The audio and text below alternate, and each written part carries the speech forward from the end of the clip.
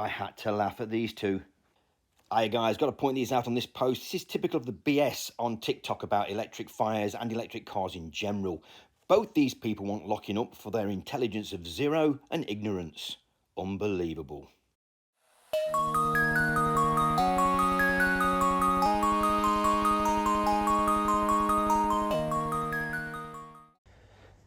Welcome back, people.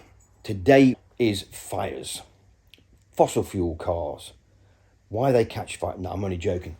I'm doing EV and fossil fuel cars because there's a lot of fake news out there, folks, from a lot of people and some YouTubers who ain't even got EVs and coming down hard on EVs for fires when it's very rare.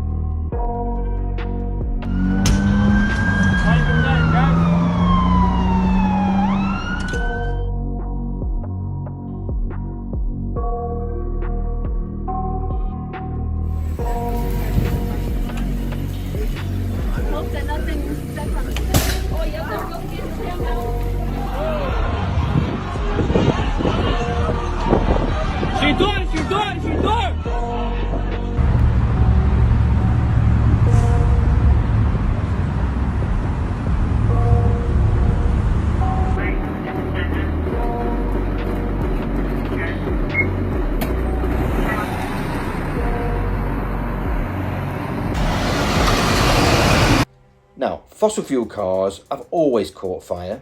I've been there, I've seen one burn up, I've set one alight before when working on one. Now with EVs it's a little different.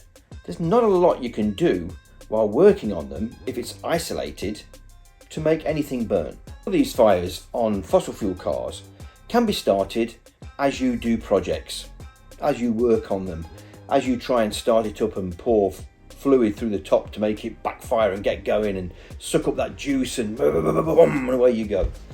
Been there, done it. As soon as you turn that fossil fuel car on, it's a permanent pipe of fuel from one source to another, a rear fuel tank to a front engine.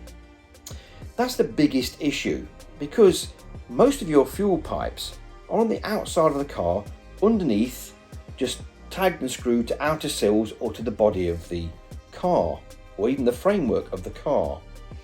Again, an EV is not like that. An EV has a battery pack that is totally sealed underneath from water and from heat and from cold. It has to be.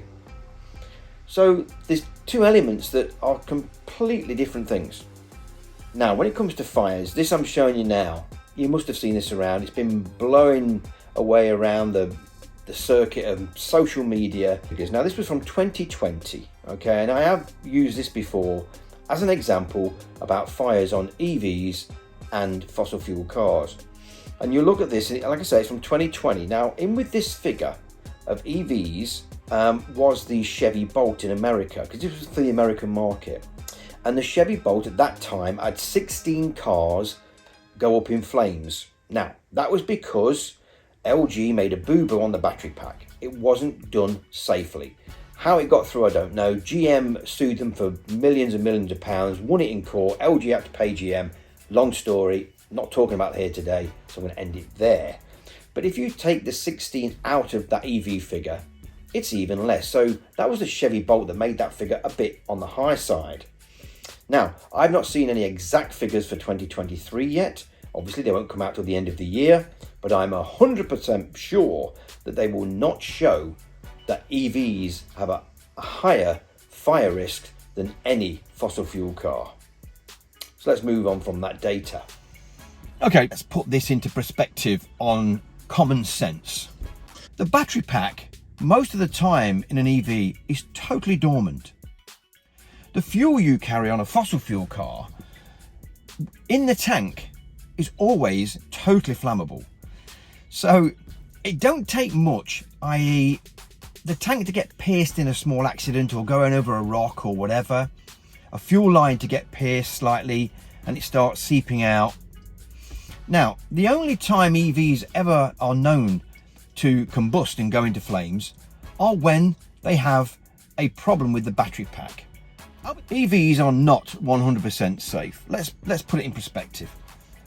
But they are much safer than fossil fuel cars. Let's go back to DIY. How many times have you seen people DIYing on electric vehicles? I can say never. At this particular stage, I can say never. The only time you see an electric vehicle being messed with is by possibly a professional who is doing an EV conversion to a fossil fuel car, which is getting quite common nowadays. People are realizing that the way forward is not with fossil fuel, but it is with an alternate power source, i.e. at this stage, electric. So a lot of people are taking classic cars and the older cars and EV converting them. Sometimes you can get what they call a pallet load. In other words, it's there, it's got the motors, it's got the battery pack, it's all on one pallet, all the wiring you need for a certain vehicle, which can be used in other vehicles with a small change. This is normally done by a professional or someone who's done it many times before, who knows what to do. So what you see in front of you is our new 964 complete bolt-in conversion kit. No modification to original vehicle, everything is fully reversible. Now we're talking 180-ish mile range, CCS2 fast charging with CCS1 fast and charging coming this year, so no range anxiety, and you gotta love a Tesla large drive unit. Yep, just over 4 seconds, 0 to 60 as well. When a person gets hold of a fossil fuel car and takes an engine out and does an engine transfer and puts a big V8 in it and everything else and uses aftermarket fuel lines, aftermarket carburetors and everything else, there's far a greater risk of that vehicle catching fire than it is if it's pure factory stock. Let's put that out there, because DIYers and so-called modding enthusiasts do higher their chances of getting their car into flames, and that's purely on the basis of not doing the job correctly, it not being checked professionally. And another thing I will bring into this, classic cars, i.e. fossil classic cars, at this particular time are MOT free. I know very few classic car owners who have their cars MOT'd because they know they don't have to. I'm going to save the 60 quid, I ain't going to bother, I know it's all right, I've been underneath it, I've had a look. The MOT inspectorate will look for leaking fuel lines, and if you've got a rotten fuel tank in an area and everything else, you probably wouldn't see that as Joe Blogs. You've probably not got a lift to get underneath it and give it a proper look. They will have a greater chance of catching fire through an accident or through something that you don't know about. Let's move it on to the more modern stuff now in accidents. Any EV that's in an accident may well have a punctured battery pack. Every time, that's going to mean a fire.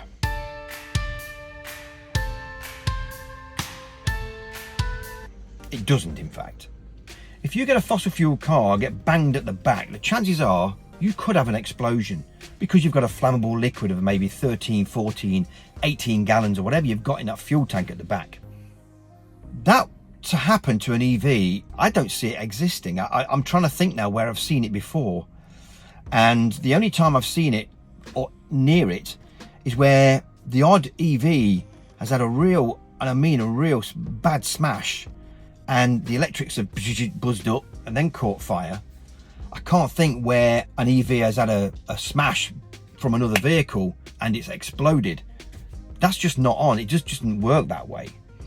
Now, fires in battery packs, lithium ion or lithium ion, depending on where you are in the world, can be a volatile unit if misused.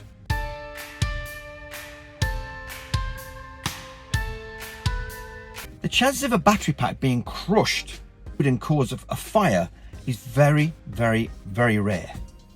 Let's just face that. Whereas a fossil fuel car can start a fire at the front where there's fuel being led to it, okay, with a 12-volt battery next to it, or from the rear where there's a big fuel tank full of combustible liquid. So the probability of an EV is far shorter, like I keep saying. It's pure physics, folks, and chemistry. Just put all the elements into it and think why you get more fossil fuel cars than you do electric car fires. It's bloody obvious. So when these people use this as an excuse against EVs, they're really not thinking. Next time you go and put a post on TikTok or somewhere, because there's plenty of gullible people on TikTok, and it's not about aliens, and it's not about UFOs, and it's not about conspiracy theories, but it's about EVs. When you put it on there and you say EVs catch fire more than fossil fuel cars, or EVs are dangerous because they all catch fire, you're looking a bit of a fool, because all the facts go against that. Totally go against it. There was a new report done in Sweden very lately, actually. I think it was 2022. And they say in Sweden, and you might have read it in the very first input of this video if you're quick and smart, they say that all fossil fuel cars on the road today are 20 times more likely to catch fire than any EV you can buy, be it old or new. So even if you go right back to the first Nissan Leafs from 2010, which are 14-year-old now nearly next year, they have far less chance of catching fire, 20 times less chance catching fire than an old or brand new fossil fuel car. That's the latest in Sweden.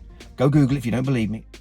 Can I just say this as well, people? My channel is not made up of fake news. It is not made up of one story that you read in the Daily Mail or the Daily Fail and then put on TikTok because you've seen this story and someone else has seen it, and then it goes viral because they want to believe fake news. My channel here, what you're watching now, and my subscribers know this, I will only tell you what I know as fact. I will never ever BS to improve the stature of an EV. I only go on the facts. And don't forget, I talk to people with EVs every single day of my life. If you've got a fossil fuel car and you've not even sat in an EV, you have zero right to try and call them and BS them and put fake news about any EV, because you ain't in that caliber of motoring. So what gives you the right to do that? Nothing, zero. If you're an EV driver, okay, and you've had an experience of a fire in an EV, please comment below. I would love to hear from you.